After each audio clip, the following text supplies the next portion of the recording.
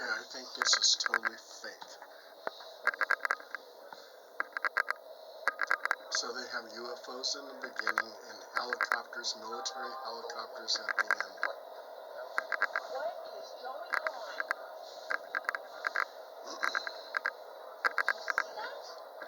And I think it was a Nightstalker training exercise, and that's why the woman, she never saw something like that, and she goes, "What's going on?"